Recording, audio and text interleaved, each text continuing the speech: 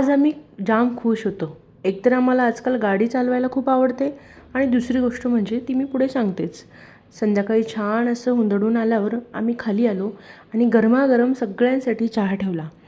तर आमच्या आज आजी येणार होत्या, म्हणजे शनूच्या आजी, आणि त्या तब्बल 1 महिन्यानंतर शनूला भेटणार होत्या म्हणून शनू खूप खुश होती.